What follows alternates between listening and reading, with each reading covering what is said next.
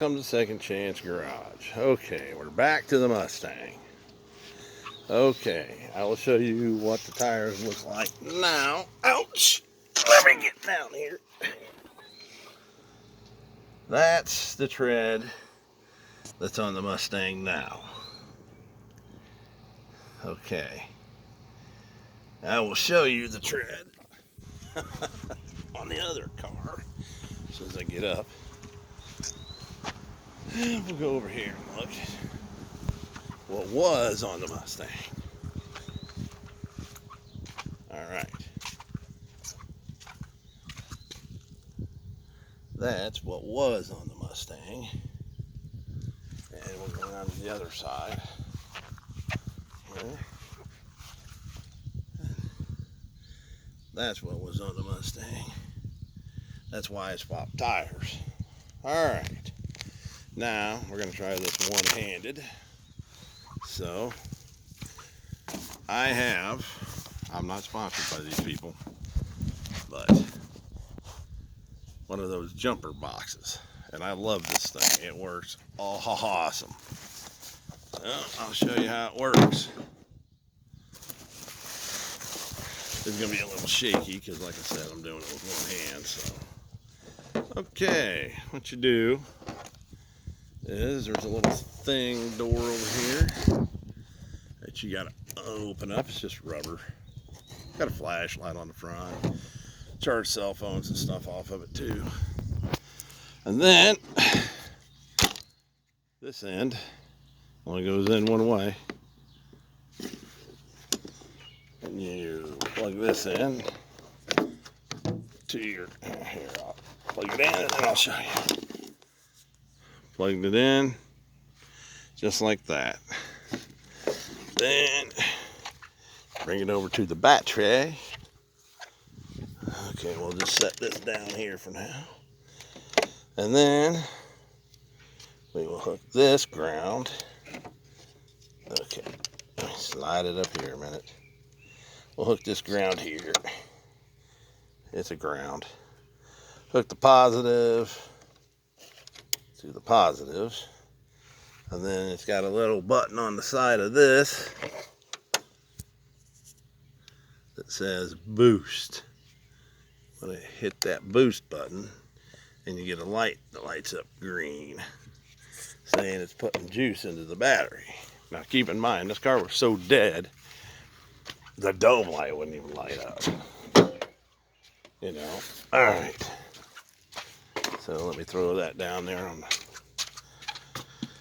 We will get in the car and try to find the keys. Here's a key. Okay. Now, look at that. And I've done that. Oops.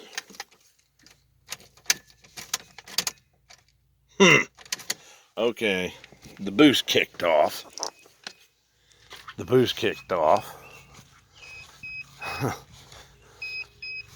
So now we got to reactivate the boost. The boost only works for a short period of time. As I find that button again. Alright. Okay, now. So you got to do it right away. Now the alternator's working on the car. So the battery will stay running because the alternator's working. And then you just unplug this board, unplug this right here. Okay, maybe it ain't got enough juice in the battery to do it. Alright. Well, we'll just leave her hooked up until we get to where we're going. Okay, there I hit the boost again. And we'll just use that little thing for the battery. Alright. Must not have enough juice in it for the ignition system without the battery. Of course, let's put her in drive. Drive her through the yard with the hood open. Holy crap, it died.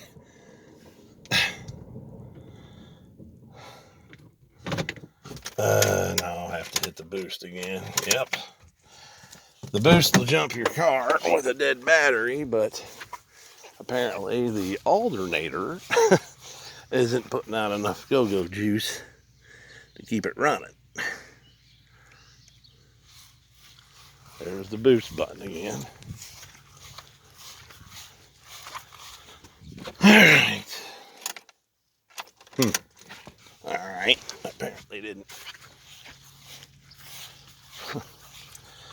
This has never happened before, but of course it's going to happen when I'm videotaping.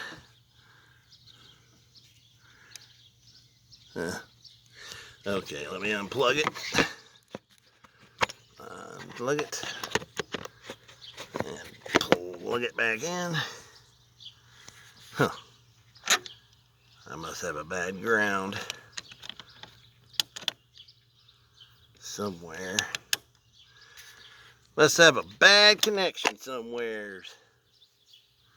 Yeah. Okay, now let me. Dang it. All right. Doing this one-handed sucks all over the place. All right. Now let me hit boost. All right. Restart the car. Okay. Okay. Now, let's see if it'll generate enough power to move the car through the yard with the hood open. It is. The alternator does put out, but apparently it's so dead that it's not helping much.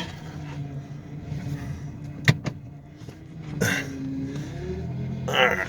Yeah, your battery gets too dead, then the ignition system won't have enough juice to.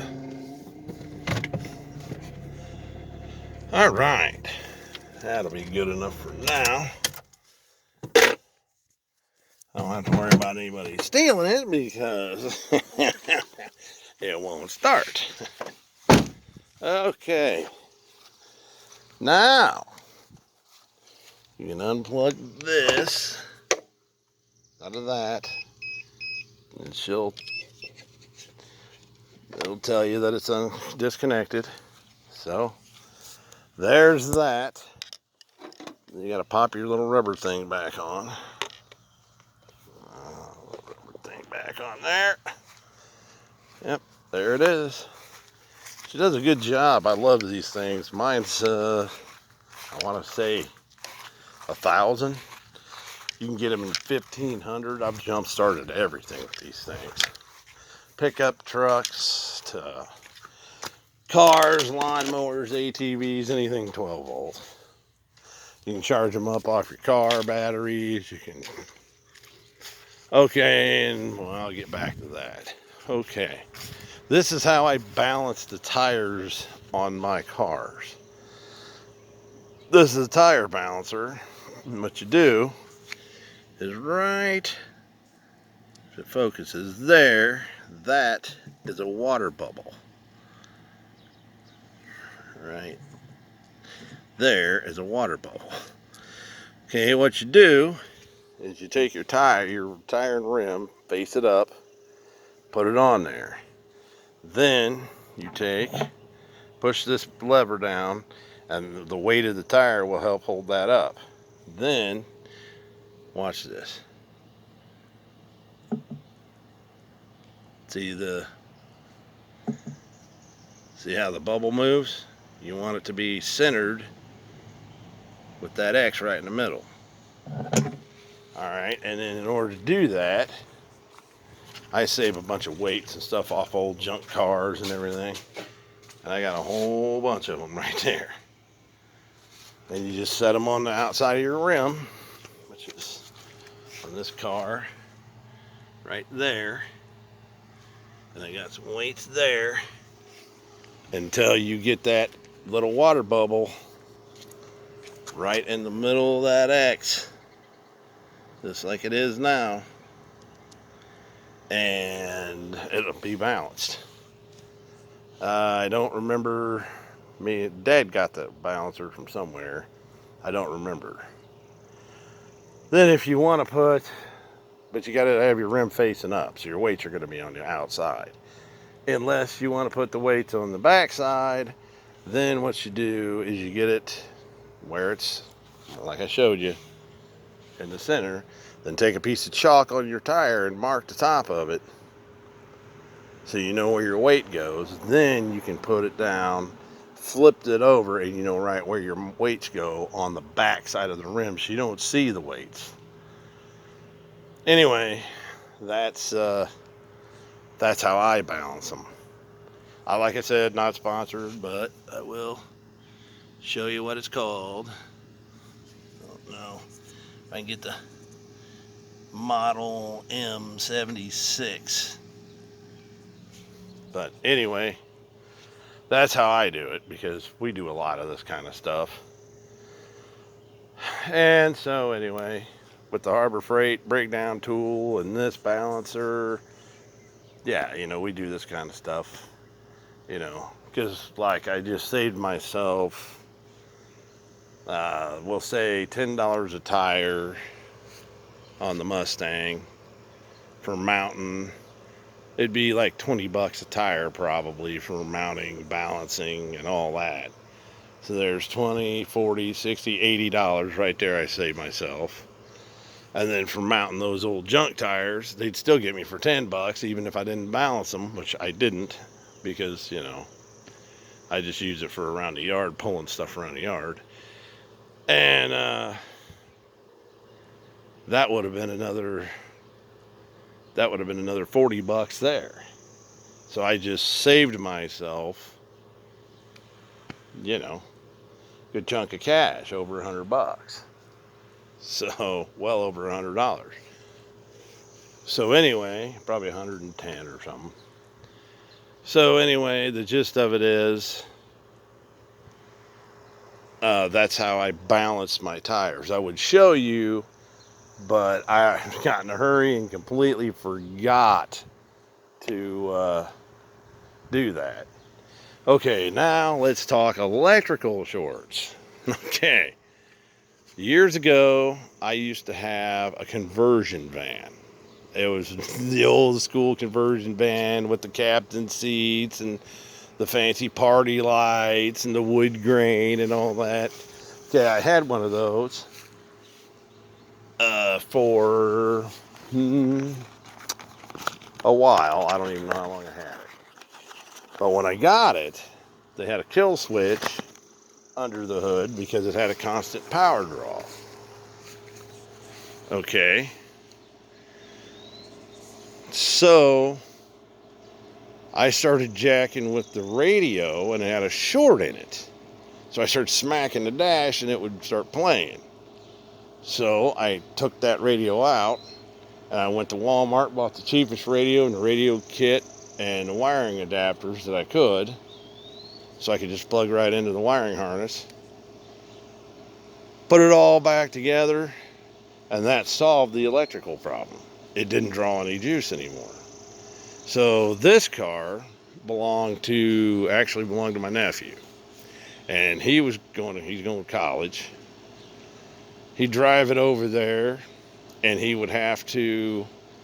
got a kill switch underneath the hood.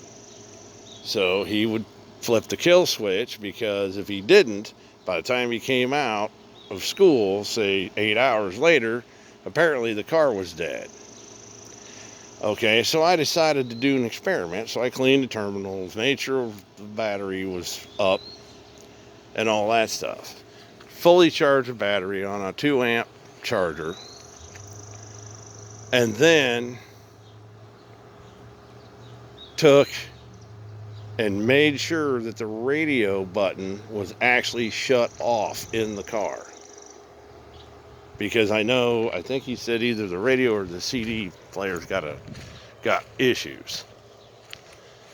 All right.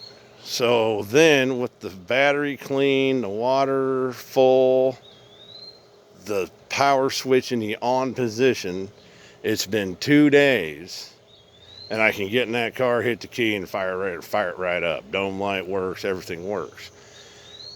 The power is getting through the off switch on the radio. The radio itself, I shut off. Now, most people don't do that. They just, shut the car off. Well, the power's not going to the radio anymore. But it does. You've got a clock and all that stuff. And whether the clock works on this car, I don't know. I haven't got that far yet. I just finished up the tires tonight and balanced them and all that stuff. Okay, so the issue is, I think, I'm not positive, but right now all indications are saying that the power is getting to the on and off button and it's stopping right there. And then it can't get to the short that's in the radio because the CD player and the radio is actually shut off, so there's no power really going to it. I mean, you might get a little coming through a different wire going to like maybe the clock or something, but other than that, there's no power going to the radio itself. And it's been charged for 2 days now. So anyway, I got to talk to him and see how fast the battery went dead if he let it set with the switch in the on position. So it's one of those things. I'm thinking it's the radio, but I'm not swearing it. And then a cousin of mine, he got a Jeep Eliminator, a white one from his mom. And it was the same thing. It had a power draw. And they put a big kill switch underneath the hood, so you just shut the power off when it sat for a while. Okay, he had the same problem. It was the radio, for something to do with the radio in it. Apparently had some kind of short or something in there. A lot of times, like if you let them set, the dust alone that builds up in there, electricity will travel through that dust.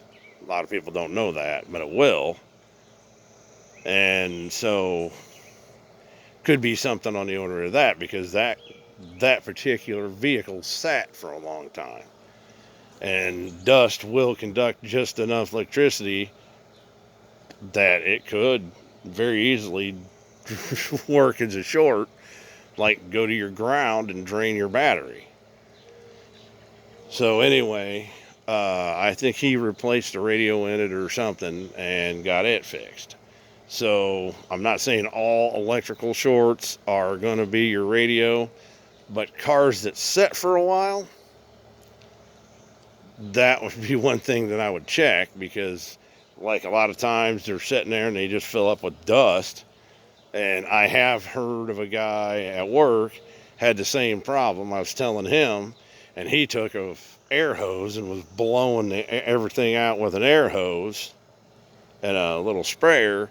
And he said that solved his problem, because he blew a bunch of that dust out of the radio. Now, whether it works for me, for you, I don't know. But it's just my history of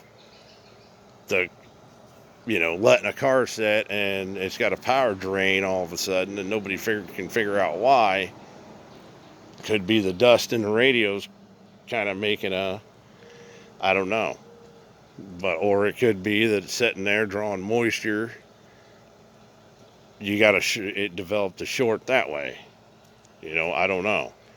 But I'm pretty sure that that's what's going on with this car. I think it's the radio.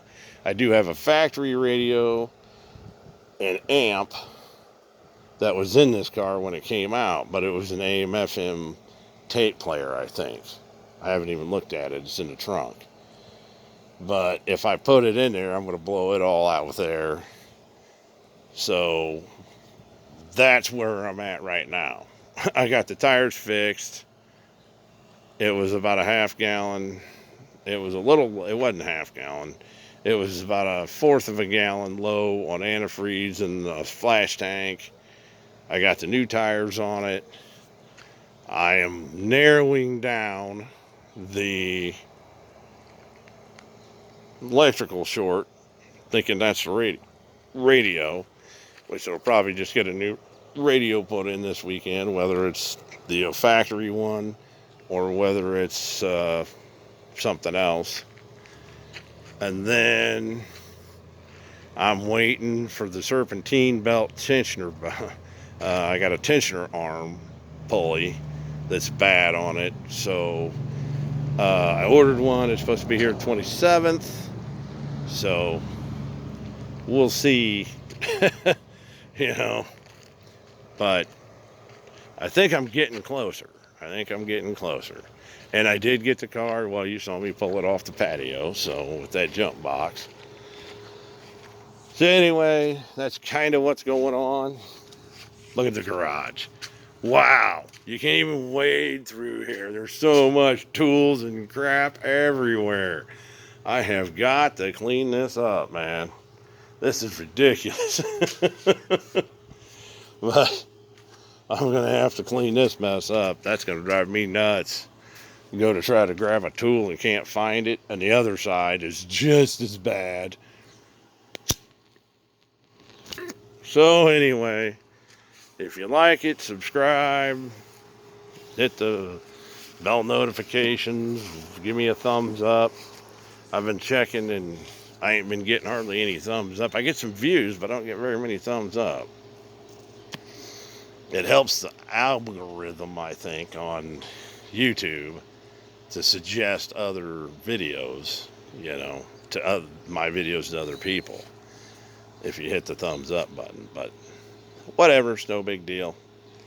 Second Chance Garage out.